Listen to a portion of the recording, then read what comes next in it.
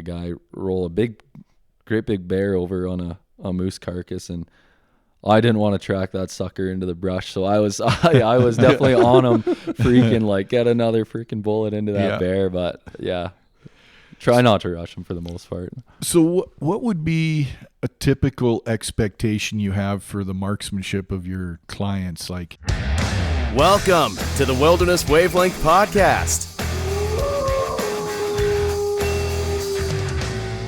Episode 50, by the way. Scott Sunderwald here. Wow, 50. Yeah. That's great. 50 episodes. It's been a nice haul so far. Scott, you're excited about this guest too. Can you intro who we got on the show? Yeah, we've been trying to get Quinn in for a while, and he's back in from the wilds up north. Right, Quinn? Yeah, that's cool to hit it on number 50. It's a lucky number, hopefully. Yeah, absolutely. So I've known Quinn for quite a while. He grew up with my boys, and I know he's a big hunter. He's a hunting guide, big into the great outdoors, loves to get out in the mountains, and he's hunted stuff you could only dream of. So we're going to tap into what it's like guiding for people. He's guided in the Yukon. He guides in Alberta for whitetail as well. And lots of stuff we can dive into tonight. It's going to be great. Sweet. Welcome to the show, Quinn. Yeah, thanks for having me on. So where are you based out of? Are you living in the Yukon then, or where's home?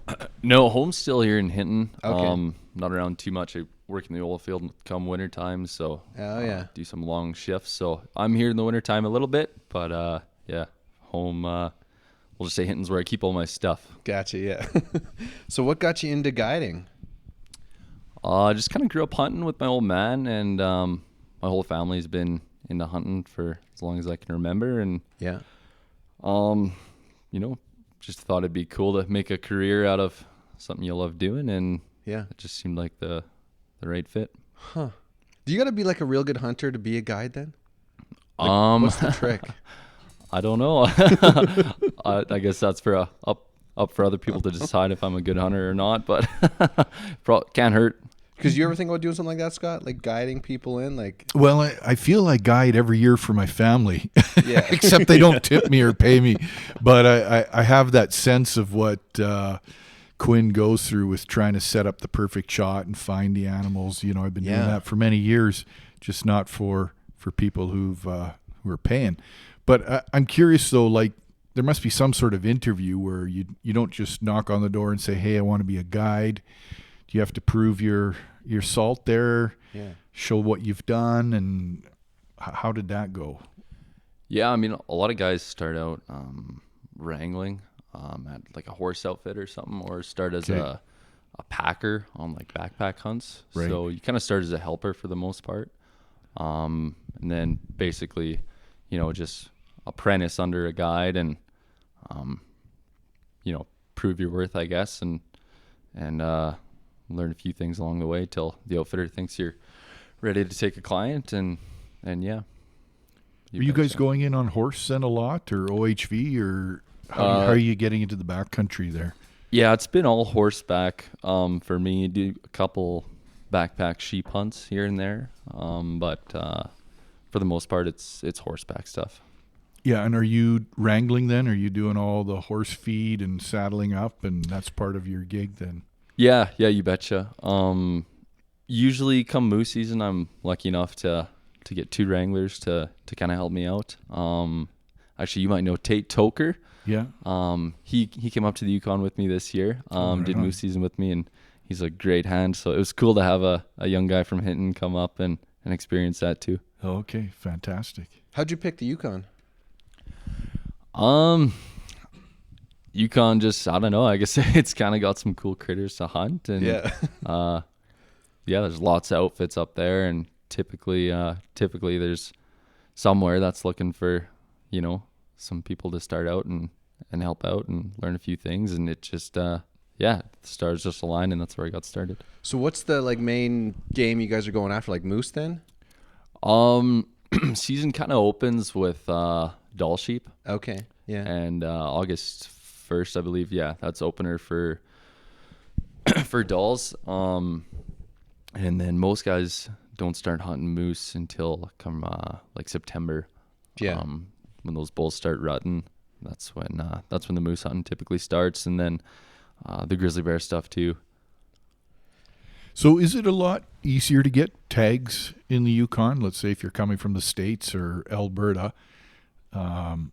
Here we're waiting, it's about 8 years to get a bull moose tag, Yeah. Can you just show up and get a moose tag coming from Alberta?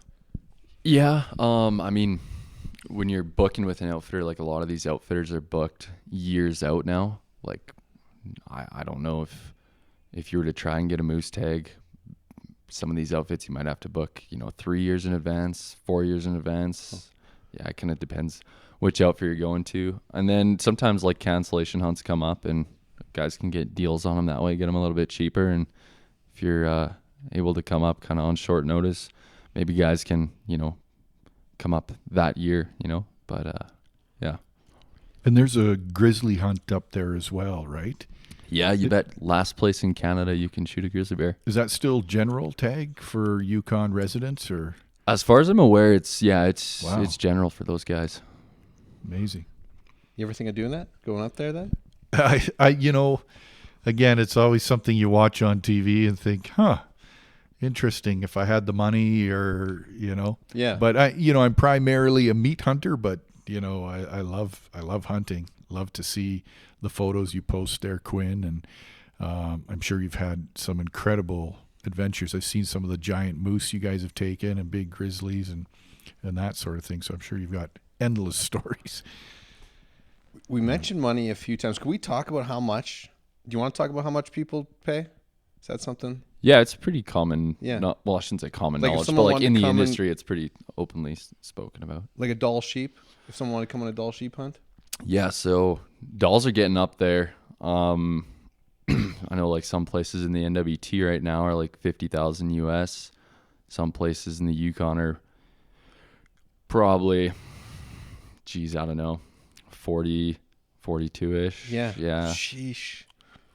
And that's not a guarantee of getting anything. What does that get you then? That gets you like a week into the backcountry, or? That gets you probably 10-day hunts, kind of the standard. 10-day hunt? And Okay. yeah, you might have to pay like your airfare on top of that, Yeah. But yeah, nothing's guaranteed. Yeah. How do you ensure that the people are getting like the best? Like, are you going in there scoping out like weeks before, sort of thing, like following a herd, or? Yeah, do like a bit of summer scouting for sure. Yeah. And flying too. Like you can do some flying in the summer and Okay. leading up to the hunt. Yeah. That'd be fun. Like you hop in a helicopter and scope around then, or? You can't use helicopters in the Yukon. You can use them in the NWT, and most outfits do use them in the NWT. But in the Yukon, it's just like fixed wing airplanes. Okay. So, but yeah, you can fly around, kind of get an idea where the rams are hanging out. Typically, year to year, it's same as bighorns here in Alberta. Yeah. They're going to be in those same general areas year to year, and yeah. So in the Yukon, is it primarily doll sheep, moose, grizzly, black bear? What do you all? And mountain caribou, yeah. And mountain caribou. Oh, cool. Okay. Yeah. Wow. That's amazing. And you mentioned the price of the doll sheep. Would the others be comparable, or moose is probably a lot cheaper, I would imagine? Moose would be cheaper for sure. Like, I think this might not be totally accurate, but I think moose are probably right around 30 now. Yeah. Wow. Yeah.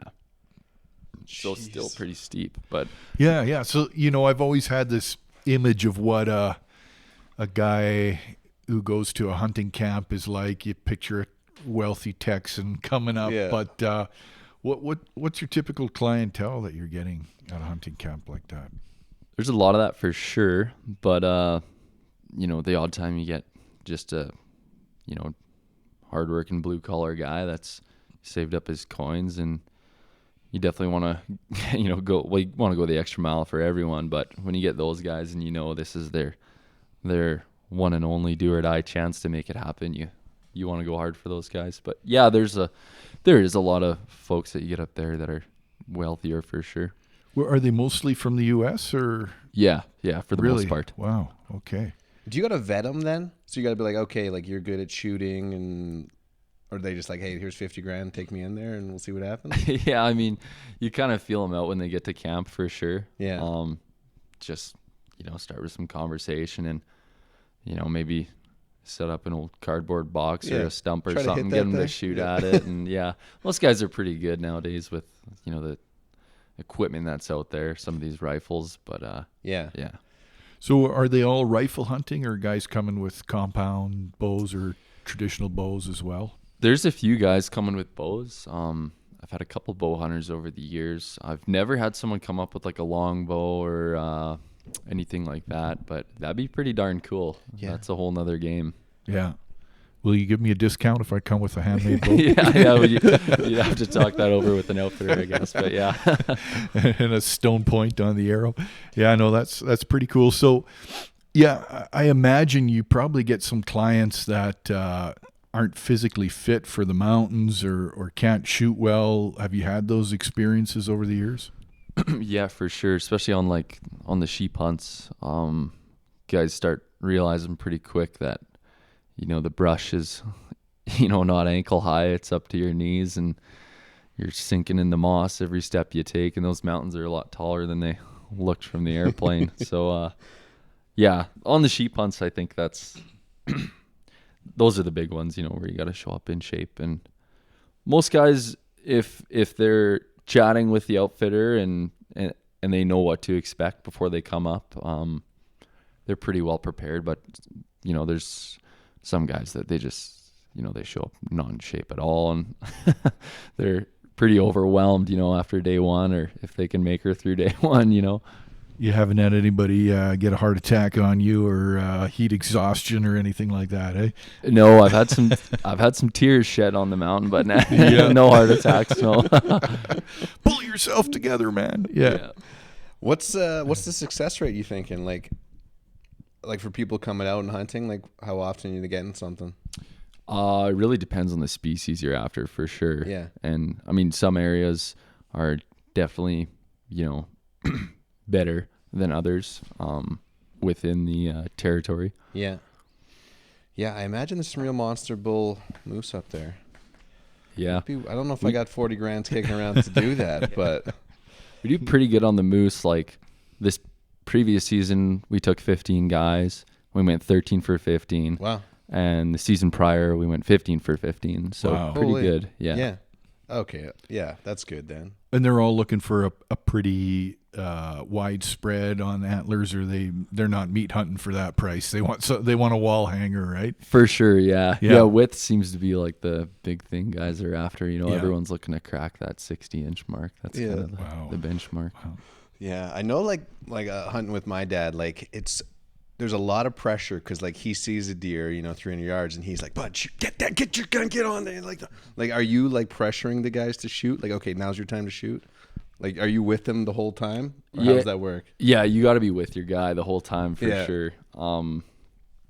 But Not yelling at them. No, you got to try and keep your cool. There's definitely like some scenarios where maybe Scott, maybe you've seen that video of that bear that I threw up on Instagram. I had a guy roll great big bear over on a moose carcass, and I didn't want to track that sucker into the brush, so I was definitely on him, freaking like get another freaking bullet into that Yeah. bear. But yeah, try not to rush him for the most part. So what would be a typical expectation you have for the marksmanship of your clients? Like somebody should be able to hit something at 300 yards with a tripod type thing, or what?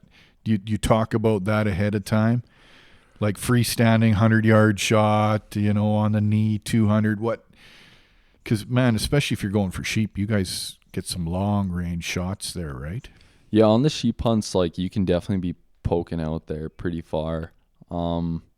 It's not a bad idea to be, ready to shoot 500 yards. It doesn't always happen where you have to shoot that far. Yeah. You always try and get a guy within, 250 yards, 200 yards, but whether it's the wind or just the layout of the land, that doesn't always happen. So, comfortable out to 300 for sure, I'd say is a must.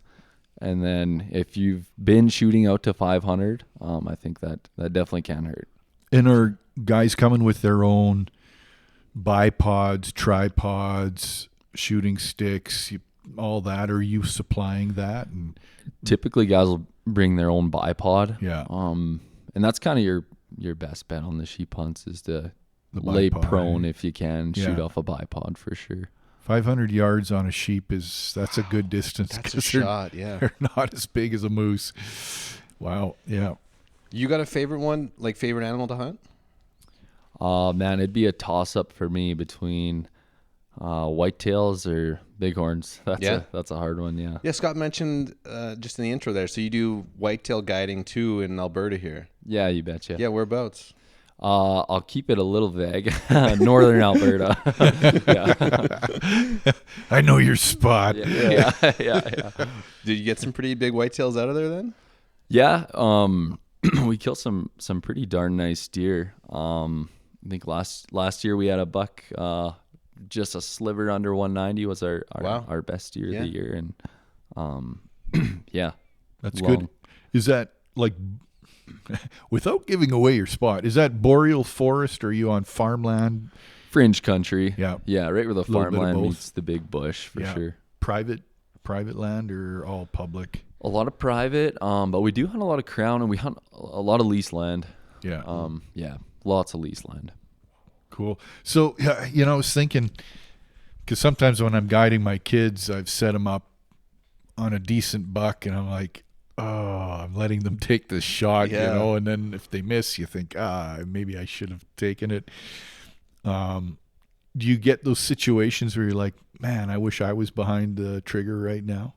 Or how does that feel for you? Yeah, the odd time, you always think you can, make it happen or do better. But no, I could definitely be wrong. I'm not the best shot, that's for sure. But yeah, I don't know.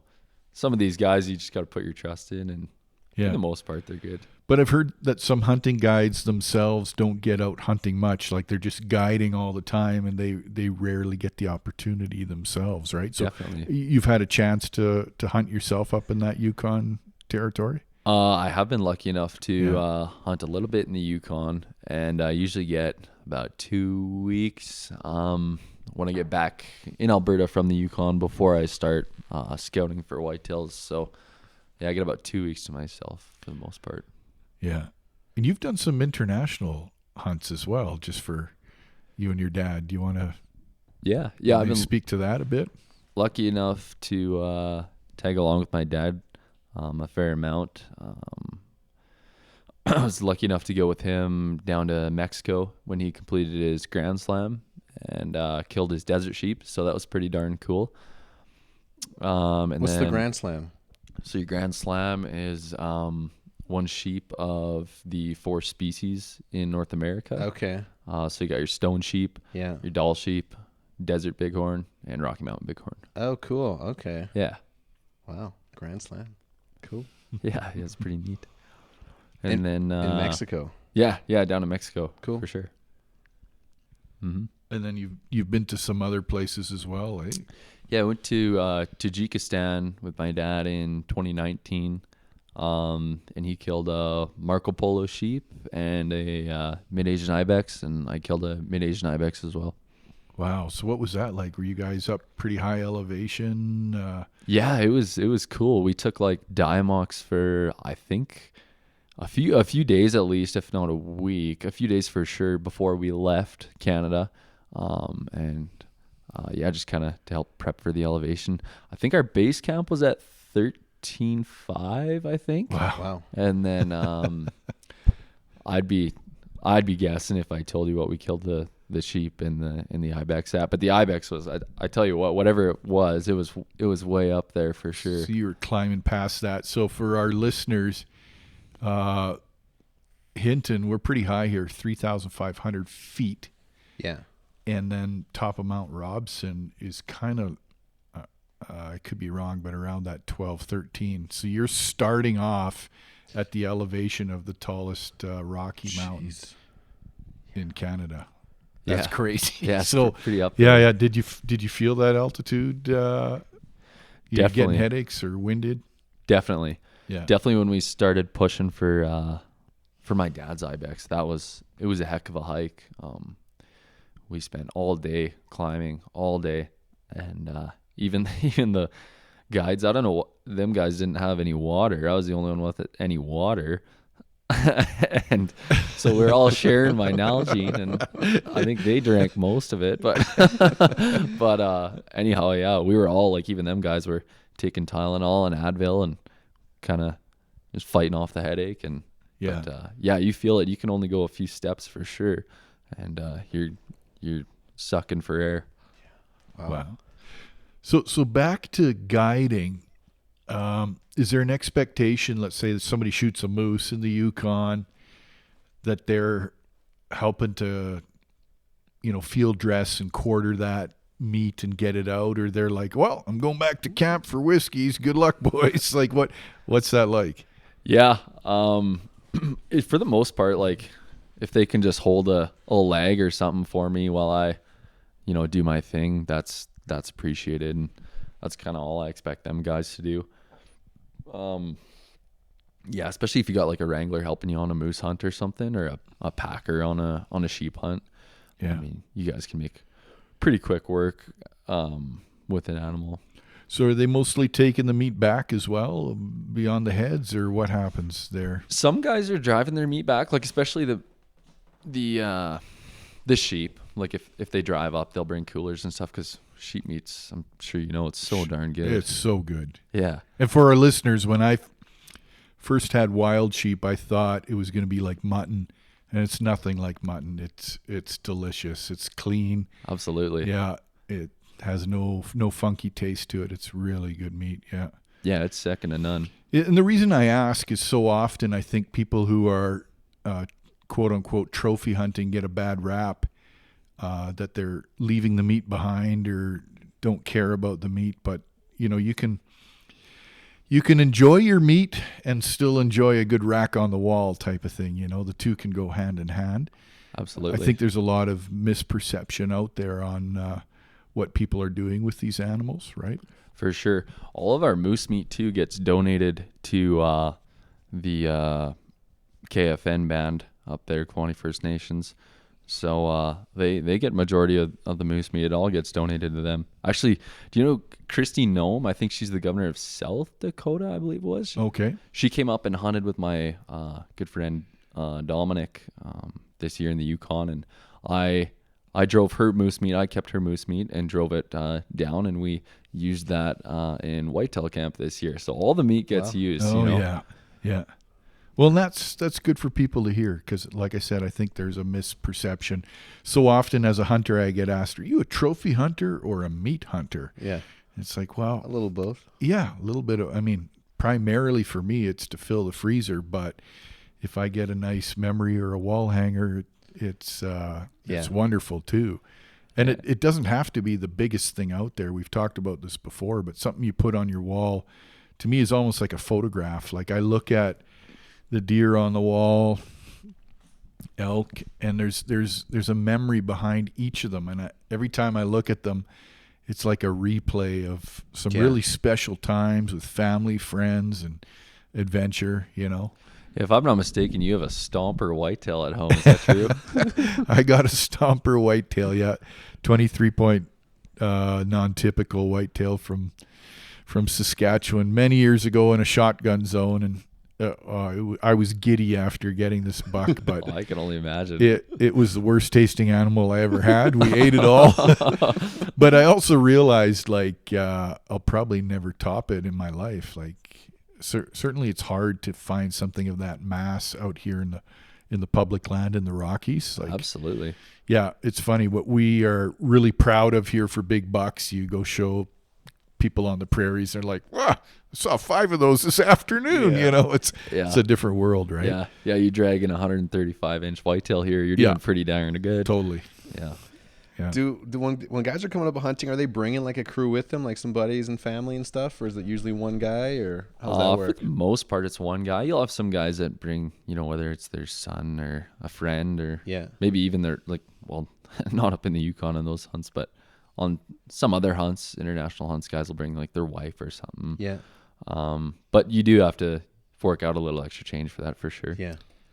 And if you've got multiple people, like you're guiding, let's say 2 guys up there, and you both see the bull, what do these guys do? They flip the coin back at camp, or who decides who gets to shoot? Or? Yes. So you actually can't do 2-on-1s up there. Okay. You can do them here in Alberta. Yeah. But you can't do them in the Yukon. So each hunter has to have their own guide. Interesting. Okay. Wow. So tell us a little more about the grizzly hunts, because that's crazy. I mean, I've hunted a few black bear, so I know what that feels like.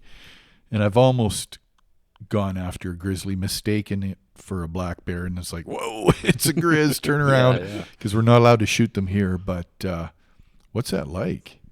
It's pretty cool. It feels cool to, be, in the last territory where you can hunt them. Yeah.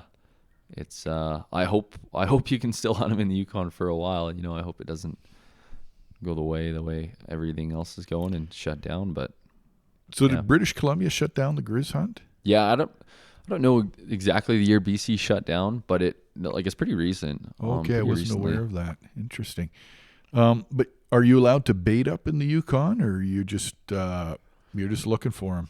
No, you can hunt them over a carcass, but you're not allowed to move the carcass. So most of our bear hunting's done off of moose carcasses, and we basically just wait for a bear to come hit it. So yeah, you can hunt over it, but you can't say drag it 100 yards to, get it in a better shooting lane or something like that. What is hunting in the Yukon like? Like, is there lots of like guides and hunters out there, or does it seem like pretty, like I've never hunted up there at all, so it's just like curious if it seems like there's lots of pressure or not much, or No, very little pressure. Each one of these concessions, I don't recall how many concessions there are in the Yukon, but each concession is, its own outfitter. So that outfitter has X amount of guides, and he's going to spread you guys out for sure. And then depending on the outfit you're at, you may or may not run into residents, but it's big country. I think, if I'm not mistaken, the Yukon is the least populated territory in Canada, I think. Could be.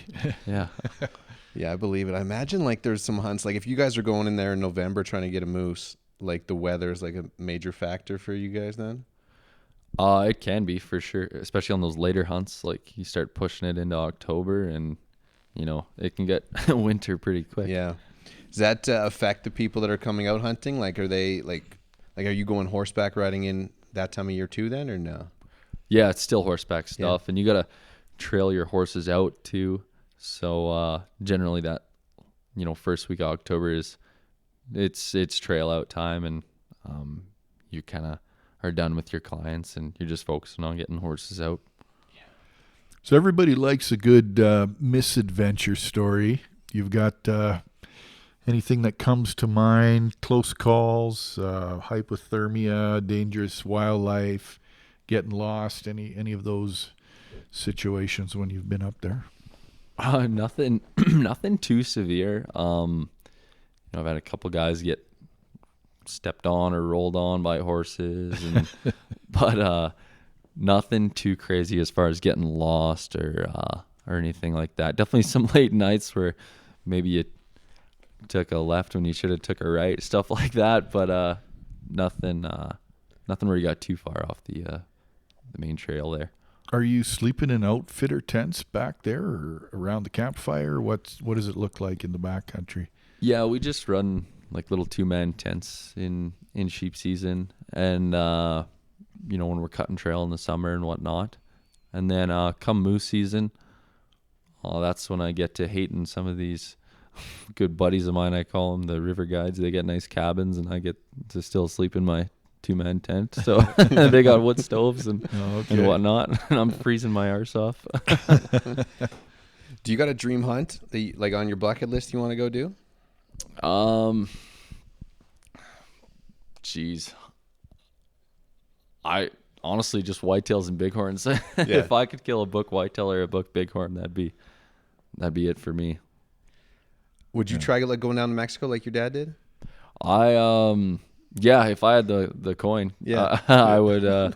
I'd go down and love to shoot a desert sheep in Mexico. But yeah, that's definitely if that ever happens, that's way in my future. Yeah. Is that on your bucket list, Scott? Like go down and like do some hunting in another country? I'd like to. I think I don't know what it is. Too self-sufficient, perhaps. I like to guide myself when I can. Yeah. I did get some help on my cow elk hunt this fall, so that felt really nice to have somebody who knew the area. But yeah, it's just a different feel, right? It's what you're used to. But yeah, I mean, primarily trying to fill the freezer is a little different, right? Yeah. But I'm curious, Quinn, about this lifestyle. Is it something you're doing just for the adventure? Like, does it pay the bills? You got a side hustle to pay the bills? Like, what do you see for career-wise with guiding? Yeah, I can't see, going north being something I do forever. Once a guy's got a family, I imagine that's real hard to do. But while I'm young and can do it, I definitely want to make the most of it. And I work in the oil field. I don't think I mentioned that prior. Just in the wintertime, and man, it just feels like it does nothing for me, as far as feeling a void or feeling like there's a purpose to that. And when I go up north, it's like it's a pretty fulfilling job, and Yeah. you're just just happy the whole time doing it. I'd be a miserable sucker if I was pipe fitting all year round. So Yeah, life is short, right? You got to do what you enjoy. But what about tipping? Like we hear so often about tipping on a guided trip. What's your recommendation for our listeners here? yeah, so kind of like industry standard, I'd say is 10% of what your hunt is worth is what you should tip your guide. Okay. And as far as like cooks and wranglers go, that's something the outfitter should make the hunter aware of before he comes up. Yeah, it doesn't definitely. If you're the hunter, it doesn't hurt to ask. Will I have a wrangler? Will there be a cook? Because nothing sucks more than I mean, the hunter just doesn't know when he shows up with cash, right? And next thing you know, there's a cook and two wranglers and you, and it's like, oh shoot, looks like we're splitting this tip. Yeah. So Here you can have my cigars. And Yeah, my exactly. rifle when I leave. Yeah. yeah, they start leaving water bottles and stuff, and things are looking not so good. So, but yeah. We got a couple would you rather questions too we could get into on this podcast. They're kind of not really guide related, but a little more outdoor related. So let's do this one because I posted this too, and I'll answer some of these questions that got sent in. But okay, so you're out in the bush for 2 weeks. How long is it? Like, 10 days typical? Yeah, guiding? like 10 days is like a typical sheep hunt. Okay, so you're in the bush for 10 days. Would you rather have all your clothes one size too small or your boots 2 sizes too big? All my clothes one size too small. Instant? Yeah. Hands down. Yeah. That seems to be a common answer on this one. How come? If you don't got good boots out there, you're buggered for sure. Yeah, but what about like just a thicker pair of socks or something? I think are you on a sheep hunt, or are you just like Yeah, no, hanging you're on a out? sheep hunt. Yeah, No, you're gonna be blistered up to the nines for sure. Especially like if you're wearing heavy socks and your boots are big, like feet are gonna be hot. They're gonna be slipping around a bit, and yeah, you're gonna get some bad blisters. Quick answer on that one. That's what I was thinking too when I heard that question. It was like, if I'm on the move, Yeah. I need good boots. Like if you're backpacking, hiking, there's like, if you've ever had open blisters, it is hell, and it takes a long time to heal up. But if I'm sitting, let's say it's a survival trip and I've got my lean-to, and maybe I'd go for the bigger boots because I'm not trucking around too much and comfy clothes. But if I'm on the move, I got to have good boots. Yeah. My mom messaged and she said, gotta go the clothes for sure. Yeah, I think every response has been on par with you guys saying misfitting boots in the backcountry is disaster. Clothes for sure. I'm just thinking like all your clothes being one size too small. Like, so your pants are too small. You know, like I'm wearing like a medium shirt. All my shirts are small. Yeah, it's not comfortable. No. You're not trying to impress anybody. Just tie a string around for your belt with your pants halfway open. Yeah, I guess so, yeah. Okay, how about this one? Okay, so your 10-day trip out in the Yukon, your only food is trail mix or canned food? Shoot. Those are both pretty heavy. Those are both pretty heavy to be packing around. Man, I'm going to go. That's hard. They're both so heavy, so what the heck? I'm going to go with the canned food just because the protein. Okay. Yeah. That makes sense, yeah. Yeah, if the horse is carrying it, I'm going cans. So Yeah. you got your flakes of ham and Yeah. you got your meats that you can still have, your pork and beans, a little tastier. Yeah. That gorp gets tiring pretty quick, you know. Yeah, I'm leaning towards that too. What do you guys like? How many pack horses are going out with you at a time then? Like on a 10-day trip? Where I have been, we got a 14 horse string Oh, wow. Yeah. Okay. You can haul quite a bit of stuff in. for sure. I mean, a few of those are kind of spares in case horse gets crippled or sored up kind of thing. But Yeah. And are the guys that are coming in, like, are they pretty familiar with horses then? You can feel out like within the batch of hunters you're getting, you know, who's got horse experience and who doesn't, and then the outfitter kind of decides to send who with who, like which hunter with which guide. But you know, some guys actually request like, hey, I'd like to go with the horse string for my hunt rather than do a riverboat hunt or a backpack hunt. Oh, yeah. Yeah. Riverboat hunt. Riverboat, interesting. That's primarily for moose, I would assume, right? Yeah, exactly. Cool. Yeah, that'd be a fun one. Yeah. You guide that too, then the riverboat hunt, or? I've done one riverboat hunt. I'm not much of a pirate, so a couple of my good buddies run the river and they kill some really nice moose. Yeah. Wow, that'd be a good time. Yeah, fishing at night, and then Yeah. I've thought a lot about doing a canoe hunt just on the Athabasca here. Yeah. And throwing the moose in the That'd be canoe with neat. you after. yeah. or- Actually, I did a spring bear kinda and saw one, but it wasn't in a good spot. But I would go do that again. I just think that'd be so cool to drag a big bear or big buck into your canoe and paddle on. You know? That'd be That'd pretty be super epic. cool. Yeah. I don't have a would you rather, but I have a similar type of question. So if you could only hunt one big game animal for the rest of your life, what would it be? The rest of my life, probably a whitetail deer, Whitetail. I would say. How about you, Scott? I would have done whitetail as well. Yeah, it's Plentiful. plentiful, and it's fed my family, and I just know that animal like the back of my hand. Yeah. Yeah, it'd be hard to give up whitetail just because it feels so familiar to me. Yeah. How about you, George? Yeah, I'm on the same page, I guess. Yeah. We were on a moose hunt there last year, unsuccessful moose hunt. So I'm a little bit angry about moose hunting right now. I need a guide, maybe. That's what I need. My dad was like, "Oh, we got this." We went and set up, a tent out in the bush there, and we were out there for 10. Like I just had the month of November for my draw, but it was a long month not seeing any moose. It was like disheartening, and we saw a fair bit of deer. Yeah. Interesting. Yeah, I mean, moose meat is fantastic. Elk, amazing, right? So there's better meat probably than whitetail, but I just love whitetail. Yeah. And you can handle a whitetail by yourself if you It's true. shoot an elk by yourself in the bush in September and it's warm. Oh, it's a panic attack, right? So For sure. Yeah, that's the thing. When you're shooting a sheep from 500 yards, like there's a few. Like, have you guys had trouble trying to get like the sheep out? Actually, my last Bighorn, I was with my dad, and I guess it'd be 2 years ago now.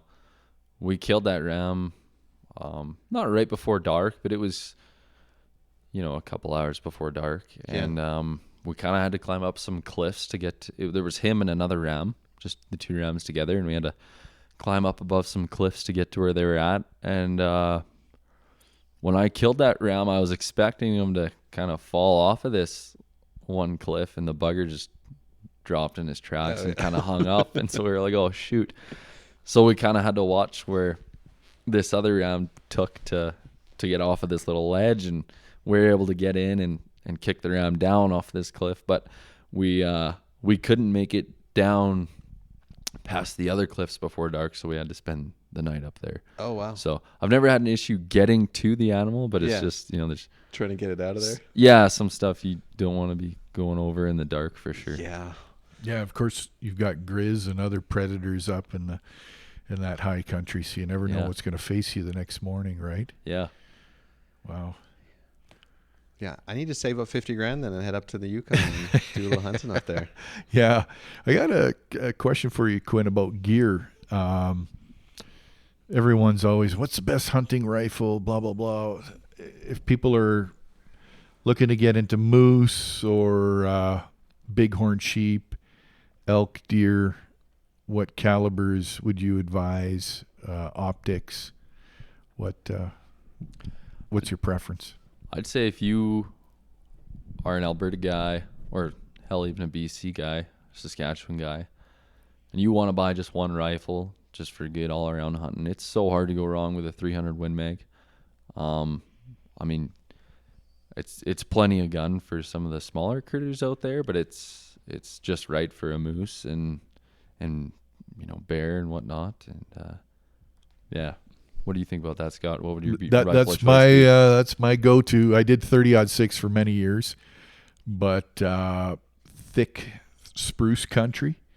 Even with 30-06, I had stuff that disappeared, even double lung shots and that, And I just wanted the knockdown power, so I did go 300 Win Mag. People are like, "Well, you're ruining more meat," and my response is maybe a handful of hamburger more. Yeah. Than a 30-06, but that animal will often just drop like it's a baseball bat, right? So I really like it, but a lot of people want something far range, flat shooting, 7mm Magnum for their sheep, or 270s, or what's the go-to there? Yeah, the 6.5 PRC. I mean, that's getting to be a popular one, and 6.5 Creedmoor. I mean, sheep are kind of wussies when you get a bullet into them. Like they're really not that tough, so you can kind of get away with a smaller caliber.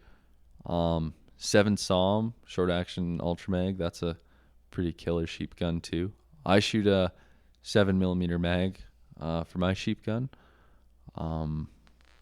Yeah, there's a handful of good ones out there for sure. And what about optics? 10x42 binos, that's a pretty safe bet, a good size. And then I run a 65mm spotting scope. It's kind of on the lighter end. It's only a 22 to 48 power scope. A little bit more magnification would be nice. Maybe like a 60 power scope that goes up to like a 60 power magnification. That'd be good to go with. But yeah, good pair of binos, good spotting scope. Spotting scope is a must for sure on sheep hunts. And your scope on your rifle? I run a Leupold VX5. Okay. Yeah, it's 3 to 15 power. To 15. Okay. Yeah, I think my scope's 14 or 15 as well, and nice. I think you could kind of reach out to 500 max on comfortably with something like that. For sure. Yeah. I like the 50 mil objective, like the bigger light. Right. Gaining, which is nice. Mm-hmm. For low light conditions. Yeah. Yep. Definitely. Yeah, you don't want to be shooting something with a real small objective. It starts getting to closer to legal light and it looks a little dark in the scope. Yeah. And 3x9 was the old standby for many years for optics there. And I did take deer out to 400 yards with that, but nice. I had a 9 power. That's that's a bit of a Hail Mary, actually. Yeah, that's a tough shot by any means, especially with a 9 power. Yeah, that's real tough.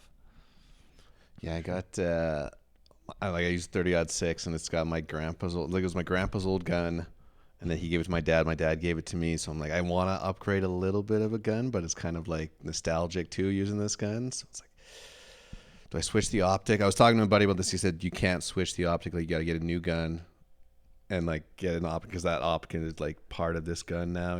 It's like taking down some animals. I'm like, okay, maybe. Yeah, I'm almost in the same boat. It's like, especially feels like your grandpa's gun. Oh, exactly. Right? Yeah, like I don't want to mess with it. You put it on It's there. sacred. Yeah. But might not be my best option for future hunting. But yeah, it's worked the last few years. So Yeah.